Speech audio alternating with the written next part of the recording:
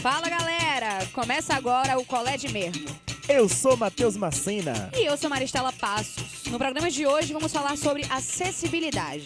Isso mesmo, vamos trazer para vocês um pouco da realidade de como está a acessibilidade para os cadeirantes nos ônibus em Salvador. Colégio Mesmo!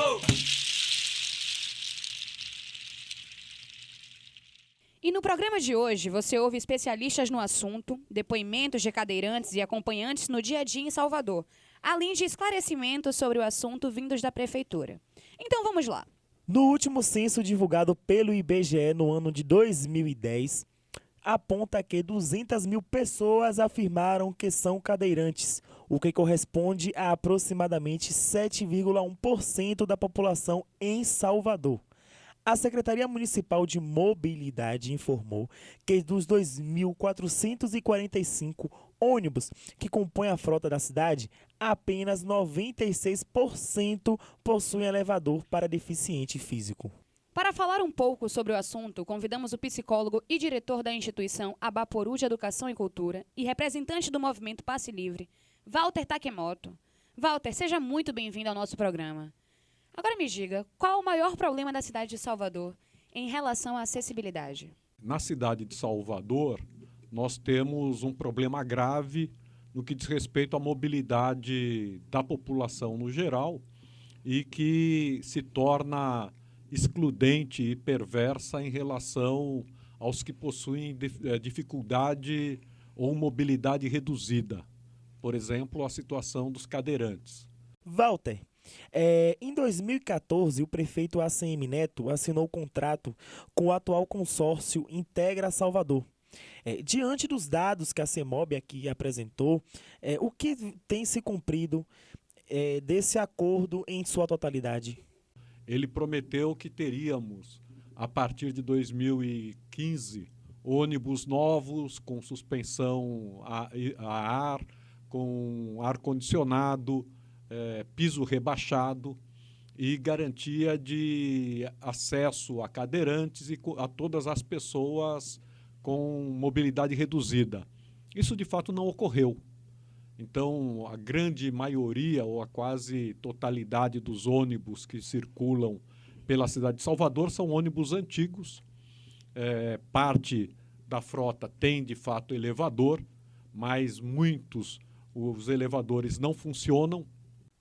Walter, esta situação precária está inserida no cotidiano de muitos cadeirantes que precisam utilizar o transporte público. Como é o exemplo do estudante, né, Maristela? Justamente, Macena. O estudante de serviço social, Tairone de Souza, ele tem 32 anos e há 11 anos ficou paraplégico. O morador de Cajazeiras utiliza o ônibus e metrô todos os dias há 5 meses e afirma que boa parte dos coletivos estão em péssimas condições de uso e não atendem de forma alguma às demandas da cidade. Maristela, e o estudante Tairone ainda chama atenção para um ponto importante em alguns momentos que ele enfrenta. Ele conta que se sente acolhido por grande parte dos rodoviários, mas, infelizmente, alguns deles não estão preparados para atender este público. Walter, explica pra gente, esses motoristas e cobradores, eles são capacitados ou treinados para lidar com os deficientes físicos no transporte público? Então, a reclamação é grande, né? De que alguns motoristas não param quando vem o cadeirante, que não ajudam quando o cadeirante não tem alguém para ajudá-lo a subir com a cadeira no elevador e depois colocá-la no espaço reservado. Então, esse é um problema. E é um problema por quê? Porque, na verdade, o poder público na cidade de Salvador não tem compromisso com a garantia dos direitos dessas pessoas com deficiência. Os trabalhadores do transporte deveriam ter treinamento para garantir que esse direito seja cumprido. E a partir destes depoimentos, a equipe de reportagem do Colégio Mesmo foi até as ruas investigar o posicionamento dos motoristas e cobradores em relação à falta de estrutura e manutenção no sistema de acessibilidade dos ônibus. Um motorista da linha Praia do Flamengo, Praça da Sé, que não quis se identificar, afirmou que a linha em que ele trabalha é 100% acessível aos cadeirantes. Mas existem casos isolados em linhas com menos movimentação, onde os elevadores não funcionam ou estão com defeito. Nesses casos, medidas de improviso têm de ser tomadas. Rapaz, aí muitas vezes vai depender do cadeirante. Se ele aceitar, tem alguns colegas que pegam ele na mão mesmo e botam dentro do ônibus.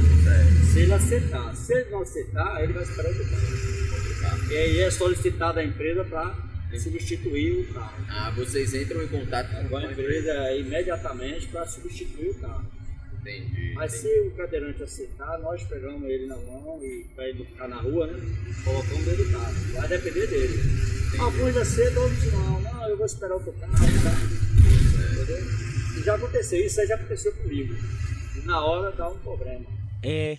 É uma situação difícil. O próprio Tairone passou por situações na qual precisou ser carregado. Que absurdo, Maristela. Um absurdo mesmo, uma cena.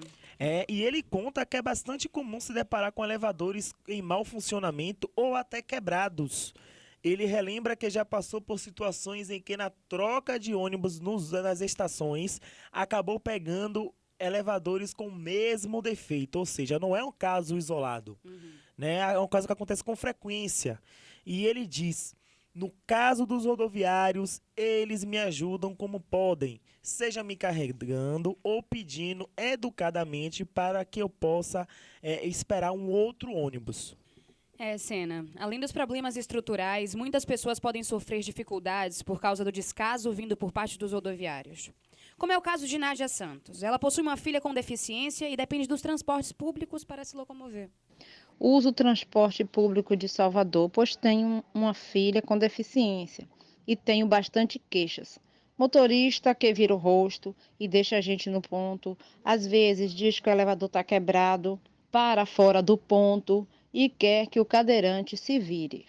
Procuramos a prefeitura através da Secretaria de Mobilidade, que em nota disse que o cadeirante que se sentir prejudicado deverá ligar para o número 156 e fazer a reclamação.